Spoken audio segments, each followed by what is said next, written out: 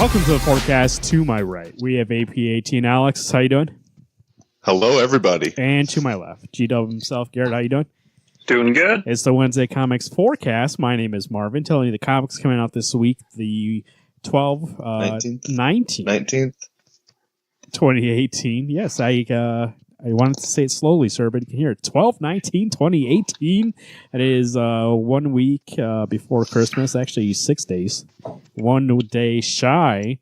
So let's see what Santa is bringing us on an early Christmas. Image Comics. Here we go. Gideon Falls, number 9. Jeff Lemire, Andrea Sorrentino. This is Original Sins Part 3. Norton spirals deeper into his mind or deeper into madness, Father Fred entertains a visitor from his past who can't possibly be real, but temptation comes in all shapes and sizes. Garrett, what do you think? Gideon Falls. Very excited. The horror is really amping up. What I can recall from the last issue is that, the father and Norton, they're becoming more psychologically linked, I would say. And I think we're getting close to them actually meeting. And I don't know what that's going to really do towards the story, but it's weird that one guy's dreaming of somebody else, and same thing with that guy.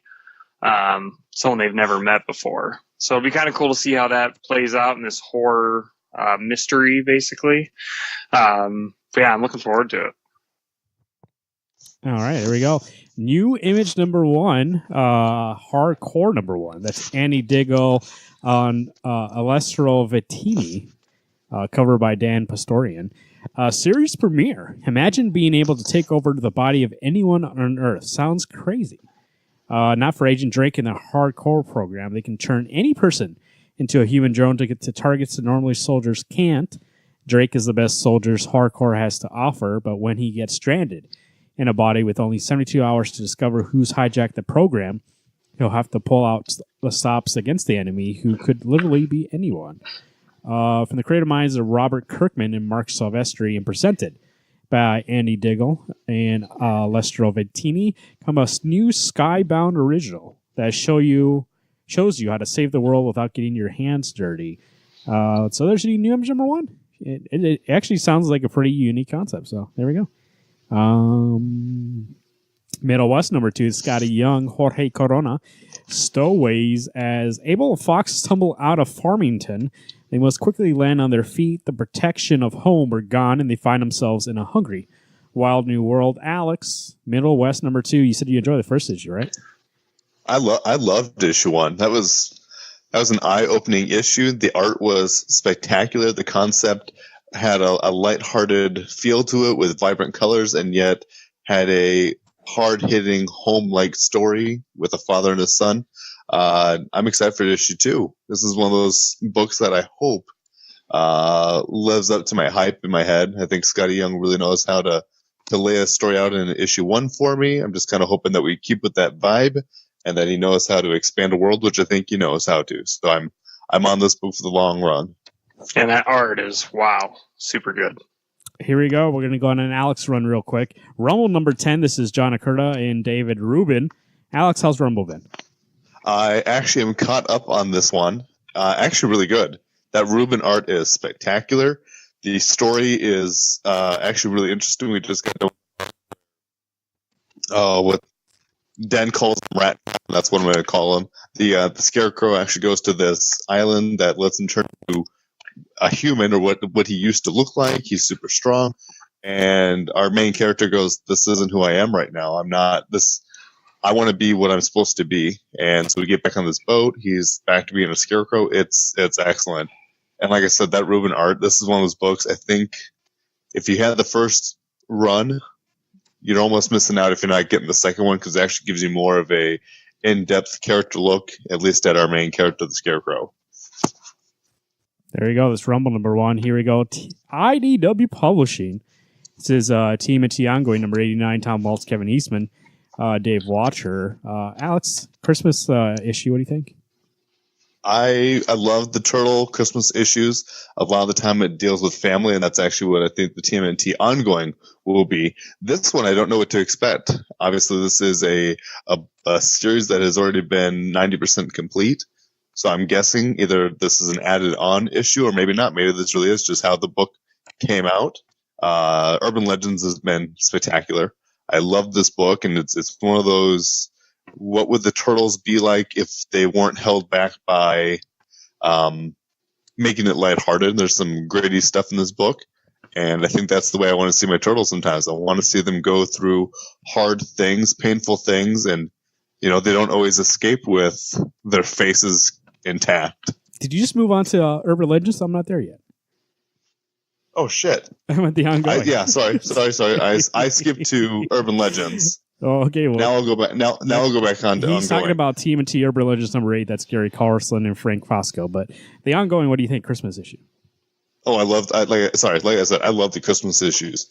It gives me that family feel, and I'm looking at the cover right now. I'm hoping Splinter's kind of having the I miss my sons. And if you I was haven't going to say, read because I don't think that this is going to be a happy Christmas for them. but I'm hoping that it's seen more from Splinter. I want the Turtles to be in, obviously. Maybe they're doing their own thing, but in the Foot, run by Master Splinter, he is housing all these orphans that the Turtles had saved from the Rat King. So I think he's going to be seeing how these kids are, wants to maybe give them a good Christmas. Because Master Splinter isn't a monster. He's just trying to do what's right for the clan. Where I don't know what to expect from this book, but read that Macro series because it's so good. It gives you a lot of in-depth character design and lets you see what's going to be coming up in the ongoing arcs. DC Comics, here we go. American Carnage, number 2. This is Brian Hill, Leonardo Fernandez. Robert Wright is a white passing African-American FBI agent operating in a white nationalist gang, and his mission to solve the murder of a fellow agent is already going off the rails, while Richard's target, the industrialist Win Morgan, discovers some potentially deadly dissents in his strengths. Richard is challenged by Morgan's rebellious thugs to prove his loyalty to the movement in the most dangerous way possible. I got the first issue. I have not read it yet. I heard good things about it, and I'm going to continue from all the good praise that the first issue got. But I haven't read it personally, so I'm not sure. But Brian Hill is somebody who we all enjoy. Garrett likes his creative own work also, Postal. And so, Postal was so good. American Carnage is, as Newsarama says right here on the cover, all the makings for a classic crime comic power keg just waiting to explode. There you go. Number 2. The start of a new run. Aquaman number 43. This is Kelly Sue DeConnick, Robson Rocha. The tides turn for the Sea King with a new creative team. Star scribe Kelly Sue DeConnick and red hot artist Robson Rodka take the rudder to steer Aquaman into uncharted waters. In the wake of drowned Earth, asthmatic Arthur washes up ashore on a remote island and ends up being cared for by a young woman named Callie, who's just too curious for comfort. And as a lifetime of horror movies have taught us, there's something strange going on this island village. Aquaman needs to come to his senses quickly, or he might wind up sleeping with the fishes instead of chatting with them. This is the all-new Aquaman Part 1 here. So if you're looking to jump on, this is it. That movie comes out the 21st. So actually this week, pick this up, read this, and then I think I'm going to give this a shot. Kelly Sue DeConnick. But anybody else going to give it a shot? No. I think I want to give it a shot, but I also know better than to be jumping back on books that I've already dropped. So I think I might have to sit this one out. I am going to do Sergeant America Solid, and I'm going to try out Aquaman. So there we go. Even though the reason why you want us to check it out was for that Sajic art, but I'll jump on for Kelly Sue DeConnick. So Batman, number 61, Tom King, Travis Moore. What happened to the boy who wanted to be Bruce Wayne, the young criminal mastermind orchestrated his own parents' deaths to emulate his hero and was carted off to Arkham when Batman exposed his crimes? But it's not the end of the story. Tom King reteams with Nightwing artist Travis Moore to create a sequel to the masterpiece of dark horror from Batman number 38. Garrett, what do you think? Batman number 61. I don't know. What happened? Is that the... what happened to Batman 38? I can't remember. That kid killed his parents and tried to become Bruce Wayne? You don't remember that? Oh, right. When he was acting like somebody else killed him, and then Batman found out that he was like, "Oh no, it's you that did it," and they locked him up, and he was like all happy. Ah, that's right. Oh, that gets me excited. God, I just couldn't think for the life of me what happened in that issue. Yeah, I just read issue 60, so I'm all caught up in Batman, and that was incredible.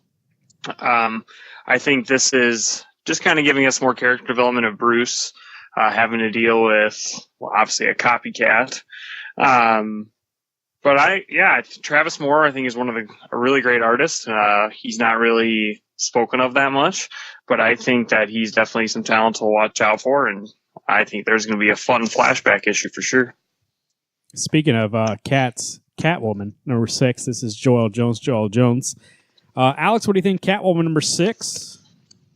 I'm excited for this book. This is one of those books that, I think if you've heard our last episode, I actually love when a artist / writer is all in one person, so that you get the way it's supposed to look, the way the writer thought it would look, or even the way the artist wanted it to be, and it's one fluid story and in one fluid motion. And I think that's what Joelle Jones is great at. And I think she is probably one of my favorite Catwoman artists, because they really let her look elegant. She lets her be this, I don't know what the right term would be for it, but she kind of carries herself as a cat. I know she's light on her feet, but she's got that kind of feral aggression. At least that's what we had seen in the last issue, where she's at the hospital protecting her sister. We're going to see what's going to happen in this issue. I'm super hyped for Catwoman number 6. There we go. Freedom Fighters number 1 to 12. It's a new maxi series from DC Comics. Robert Venditti, Eddie Burroughs. Lineup for this all-new maxi series set on Earth X, where the Nazis won World War II. 20 years after invading and occupying America, Germany wiped out all metahuman resistance, including the original Freedom Fighters. Fast forward to the present day, and the new team of Freedom Fighters emerges to challenge the Nazi occupation once again. But if they're going to have any chance of victory, they're going to need Uncle Sam, who disappeared after his original team was killed. This 12-part epic Death of a Nation storyline kicks off here. I thought this looked very interesting. I mean, it is also like this Elseworld. It's going to be its own contained thing, so if you're looking for something brand new, Venditti and Burroughs are like two great creators, and so this has my interest peaked. We'll have to see where it lands on my list there. But Justice League 14, James Tynion IV and Scott Snyder, Steven Segovia and Mark Morales on art. Jim Chung also. Let's take a trip to Hawk World in part 1 of a totally related storyline. Martian Manhunter John Stewart and Hawk Girl avoided drowned Earth with a detour to Thagnor Prime. John looked to tap into the ancient Martian mental database. GL struggles with practicing his new UV powers, and Kendra searches for the answers about her connection to the totality. So this is tied into that Hawk Man mini, I guess. Garrett? Man, this book should just be called Justice League and then subtitle Mythology. Like, Scott Snyder is just stuffing this turkey full of mythology, and I do enjoy like the character moments, but they're so small and far and in between. It's like you can't fully appreciate the book. If it wasn't for the killer artists being on this book, I think I would have dropped it a long time ago. I just don't think Scott Snyder's really got it anymore. But you know, I am sticking around hoping for that eventually for this arc to be done. I'm so sick of this totality bullshit. Like, it hasn't been explained. You're trying to be Hickman and Morrison in one, where you're making all these hard things up, and then you're not explaining anything at all and hoping people run with it. And I just feel like this is the kind of series where there's not going to be a payoff issue to be like, oh, it's just going to be like, yeah, we fucking talked about that in issue 3, duh. Yeah, but you know the payoff is going to be when they end up doing a crossover between the 3 Justice League books, and then at that point in time we'll have dropped 2 of the 3, and it'll be like, what the hell? No one gives a crap. Right. So this is one of those. I don't know. I'm not even caught up on this book. I just keep getting it, and it's paperweights right now. That I think. Yeah, I know. It's just those art. Like, that art looks so good. Whoever they always pick, it just looks amazing. I don't even know if it's the art for me anymore. Right now, I'm just kind of in that. I'm trying my hardest to want a JL book, and obviously, I must not want one since I'm not reading it. It surprises me that this should be their most accessible book, so anybody can pick it up and figure out what hero they like and go read that book. But they tie this into a lot of stuff, and I don't know if that's like they're meaning to make people like, oh, they'll go read this book if it's tied in.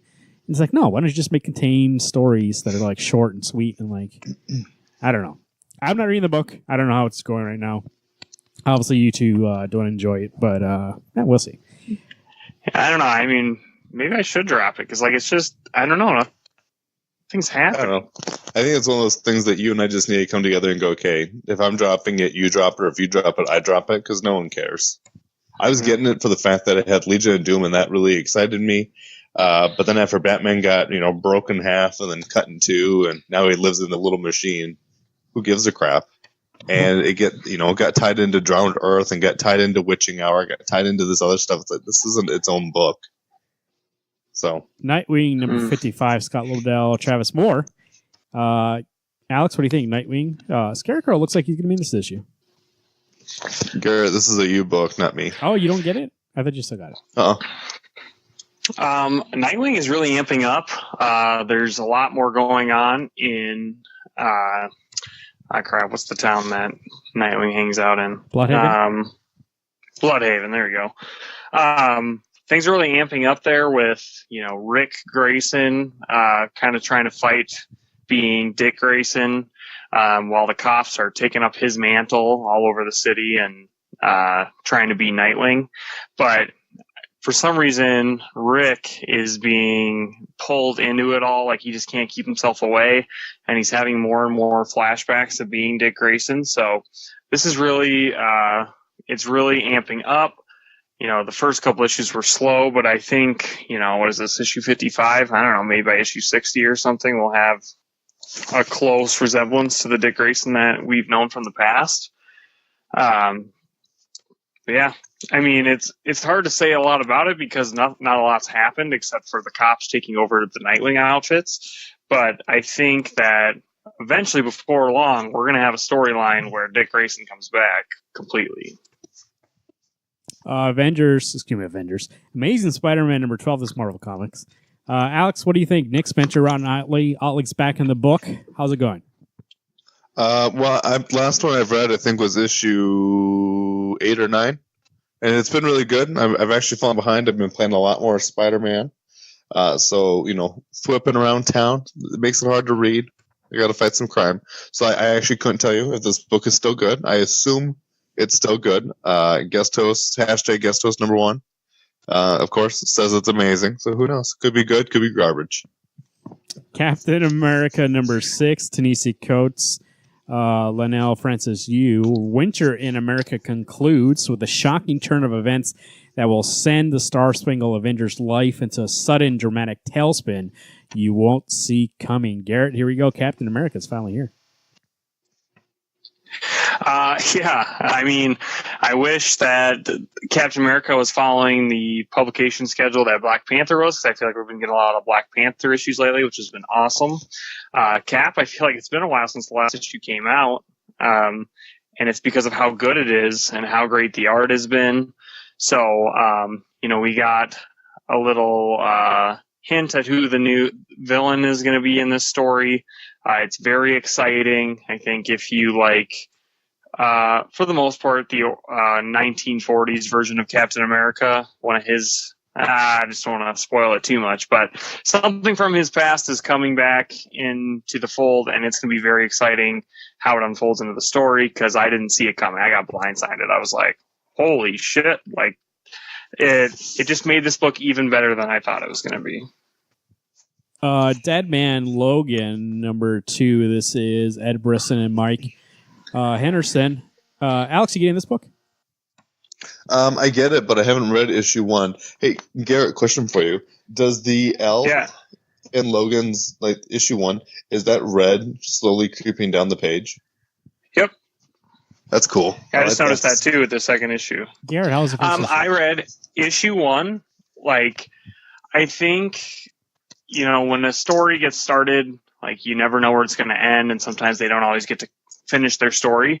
This is legitimately a refocus on the final 12 issues of Old Man Logan, and it starts off with great art. The story, like, we wanted to give Return of Wolverine a chance, hoping for the Wolverine that we enjoy to come back. And I feel like Dead Man Logan right now could beat the living shit out of that Wolverine. So this is just a cool maxi series. I can't believe there's 11 issues left. I love the first issue, and I think it's going to be a wild ride right into the end of this series. Defenders, Best Defense number 1. This is Al Ewing, Joe Bennett. Do not be confused by that number 1. This is not the first part of this story. I mean, I guess technically, if you don't want to go back and read those minis, it does say you can read it anywhere, but read the whole thing. The Best Defense finale, Al Ewing and Joe Bennett, as I said. Alex, what do you think? Did you catch up with the other two? Are you excited for this thing? I've only read the first 2. I read Hulk and I read Namor. I haven't read Silver Surfer or Doctor Strange, but I'm actually very interested in those books. I'm actually interested in to see how those 4 characters come together, providing I'm assuming they're going to come together in this first issue. I have never read a Defenders book with these 4 characters. The only Defenders I've ever read was the Fearless Defenders with Misty Knight and the whole slew of women that were on her team. And the newest one that came up from Brian Michael Bendis. So what about Bendis' run? I just said that one. Did you not hear me say that? I just said that one. That was the other team that I've only read. Well, your audio for me, like, it started it off and then it like smushed it all together really fast. Oh, that's because I'm super speedy at talking. There you go. Killmonger, number 205, Brian Edward Hill, and Juan Ferreira. Can't kill the king. All he wants is Ulysses Claw, but to get his revenge, Eric Killmonger will have to take a job from the deadliest man in New York City, Wilson Fisk, the kingpin of crime. 4 targets, 4 assassins. Assuming that Eric can trust his newfound teammates. Garrett, what do you think? Killmonger, number 2. Issue 1 was so good. When I found out this was going to be a bi-weekly comic, that's also very exciting because we'll get the 5 issues in no time. Brian Hill's a great writer. Juan Ferreira did art on Green Arrow. The first issue I thought was damn well perfect, and I think this issue will be on that same path. It's going to be a lot of fun to see how Killmonger we saw at what's the frickin' school at MTI. Is that no? That's not right. MIT. Thank you. I was like, what the fuck? MIT gets from there to beating the living shit out of Black Panther in Wakanda. Marvel Knights 20th anniversary, number 4 of 6. Vita Alera, Donny Cates, Joshua Casaria. What has changed the world around them? Who has taken their memories, and who they were and why? And why are they all haunted by the same ghost? Alex, how's this Marvel Knights going so far? It's okay. Like, it's interesting to see these characters try to come back from not necessarily amnesia, but not sure of who they really are supposed to be. But I'm these last issue 2 and 3, I want to see the bad guys more. We're seeing Daredevil and Elektra and the Punisher and Bruce, have this conversation about, oh, I'm so-and-so and you're this person. I want to see, spoilers, Doctor Doom come out of the woodwork and beat the crap out of everybody. And for them to finally go like, hey, maybe we can be this team, or, we got to at least fight this bad guy together. Yeah, for being halfway, they should really start getting to the meat of the story, because it seems like it's a lot of the same thing the first issue provided, but I don't know. I think it's still fun, but yeah, I can see that 6th issue finish line, and I'm like, you guys going to make that? Who's going to make that? Does anybody still get Punisher? I do, but I'm not caught up on it. Punisher number 5, Matthew Rosenberg, Simon Kadrasky. Alex, for what you're caught up on, how's Punisher going? It's been every other issue has been good. Issue 1 was garbage. Issue 2 was amazing. Issue 3 threw in Daredevil, and then Frank got arrested. And as this issue 5 looks like, we're going to be seeing some callback to when he worked for Hydra, when the Hydra crap was in, or Supreme Hydra was inside the Oval Office there kicking ass. So we're going to see what maybe why he chose to work for Captain, or maybe how he got out of working for Captain, or if all that Captain stuff isn't even legitimate knowledge anymore, if it's canon or not. We'll find out. This might be the deciding book. Star Wars That's all shit, by the way. Star Wars Darth Vader number 25, Charles Soule, Jacepsi Kamikoli, Fortress Vader, the finale. The fortress is complete. The doors will open. Vader finds everything he has ever desired. The Dark Lord gets everything he deserves. Garrett, how's Darth Vader going? It's been amazing, and the fact that this is the final issue is very much a bummer because, I think this has been the strongest Star Wars comic coming out right now. And I know there's a new 6-issue mini coming out a month or two after this, but I think this team was perfect for this book.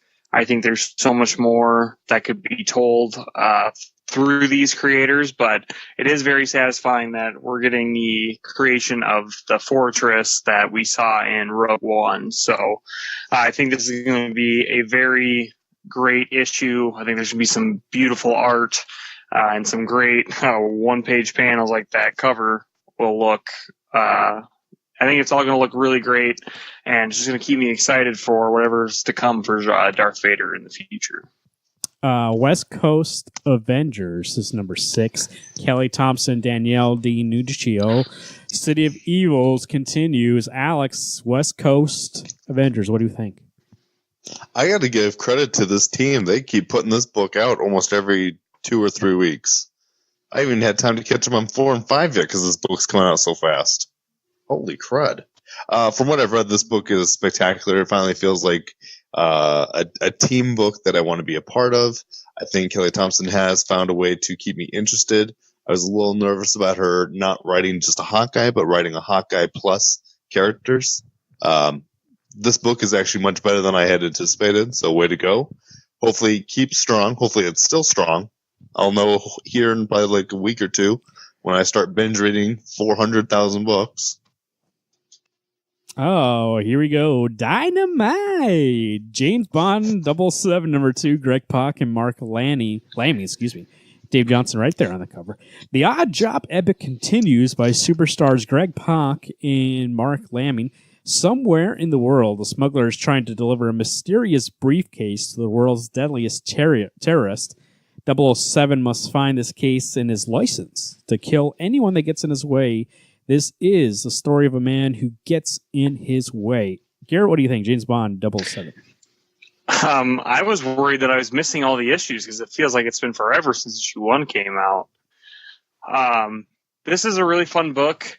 It definitely feels like the most James Bond comic I've read. I've read some other James Bond minis, and they haven't been as great as that first issue was in this series. So I'm hoping it keeps up the classic James Bond tropes throughout the book, and that we get a fun, exciting James Bond adventure.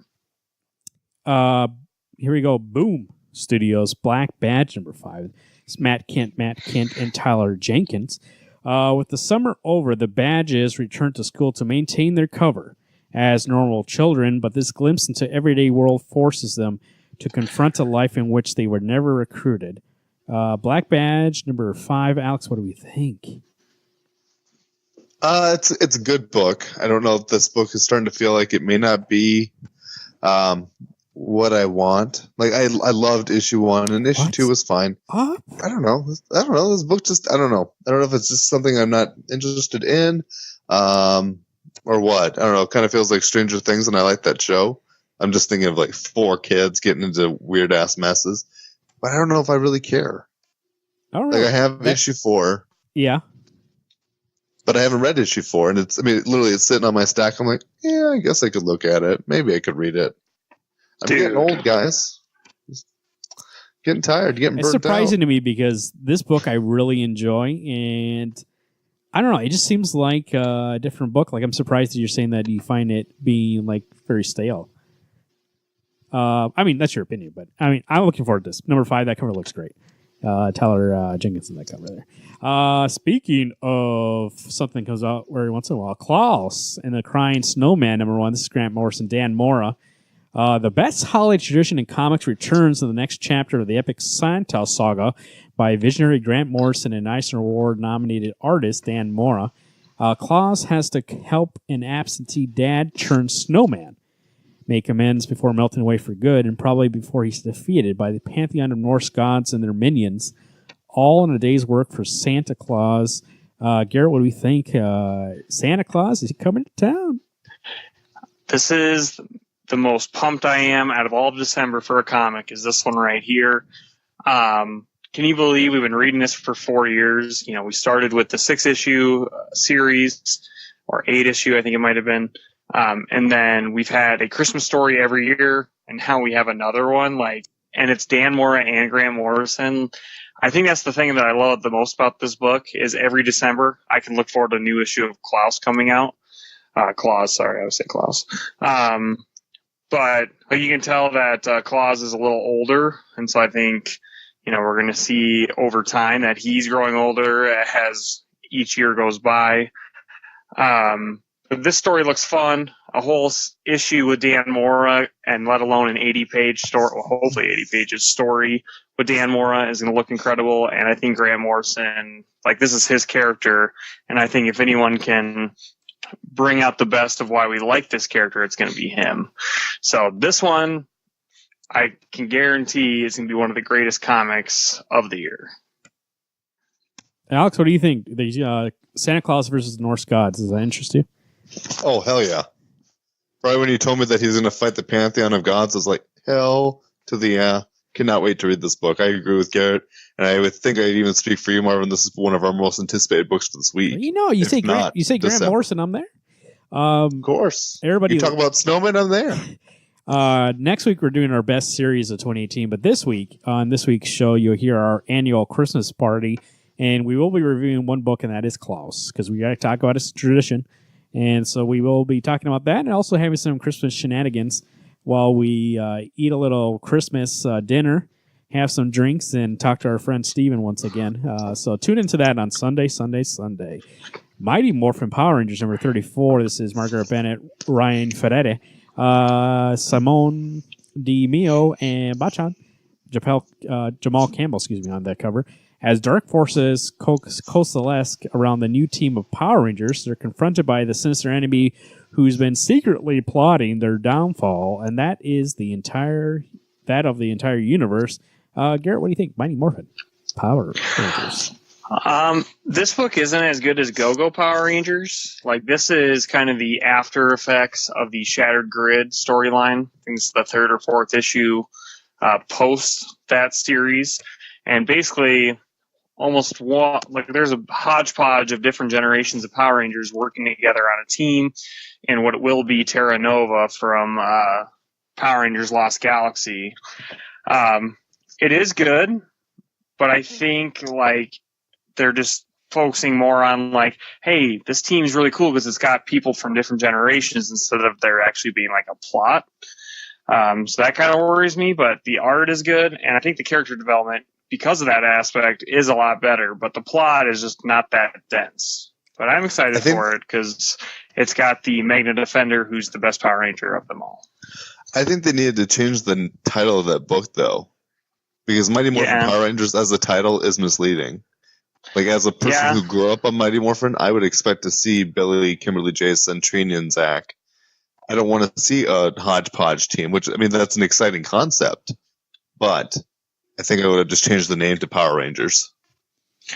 Yeah, I don't know how long this Beyond the Grid storyline is going to last. It seems like it's going to be here for a while, but I kind of agree with that. When I see Mighty Morphin Power Rangers, I'm like, oh, I'm going to read about the Mighty Morphin Power Rangers. It's oh, wait, none of. The only one is anti-Kim, or not anti-Kimberly, but alternate Earth Kimberly. So, well, Alex, do you see one on this list that you wish Santa will let you unwrap early? I was gonna say Klaus, but I believe someone else has already called that, so I'm gonna go with the one that what? Go ahead. TMNT Ongoing, number 89. You got to get me some turtles in Christmas time. See some family love, hopefully. Garrett? Or who knows? Maybe I'll cry. Claus 100%. 100%. And me, I think I'm Captain America number 6. TC Coates. It's been a while. I mean, probably if you look back, probably hasn't been. It's probably been like 5 weeks, but it feels like it. Feels like a lifetime. Alex, how's that weather looking? It's been a nice day, a couple days here. What are we looking for in the forecast? We're going to have some nice comfy weather. I mean, it's going to be a brown Christmas most places. But, I'm going to let everybody in on a secret. When Santa comes to town, December 24th, that evening, there could be a little white frosty stuff in the air, might hit the ground, might make the ground look a little white. But that's for my next week's forecast. This week, it's going to be beautiful. It's going to be brown. The roads might be a little slick because, of course, there's going to be a little bit of fog that crystallizes on that roads. And you know what happens when crystallization happens on the roads? You get more potholes. So watch out. Garrett, I hear Alex trying to steal your thunder on the road work there. What do you think? That's totally okay because I think I'm going to be selfish this week. And if you guys hit a pothole, don't worry. Call AAA and they'll come get you because I'm driving right past you to the comic shop so that I can get my books because Claus is here. We got some Batman. We got Gideon Falls. We got Captain America. We got some heavy hitters this week. I think, the last couple of weeks have been really busy because, Christmas is coming up here, so they're trying to get all the books out. So I think this is another one of those busy weeks, but this is a busy week that has a lot of quality coming out. And so there's so many that I'm excited for this week. And I think everyone should be too. So you want to get to your shops early or click buy at midnight or whatever time those books come active because it's going to be a great week, especially to read for Christmas. Like Garrett said, Claus is coming to town, and it sounds like he's going to be whipping Thor's ass, so make sure you go out there and get that book. It is worth it every single year. Grant Morrison and Dan Mora. Dan Mora does not do a lot of interior work, but when he does, baby, it shines. So go ahead and pick that up. That, I think, would be our recommendation this week. You can join in our conversation by calling 605-215-1849 if you do read it. Let us know what you think about it by Thursday, and we'll play your voicemail. For Wednesday Comics, my name is Marvin. I'm Alex. I'm Garrett. Hey, everyone. Keep reading those books.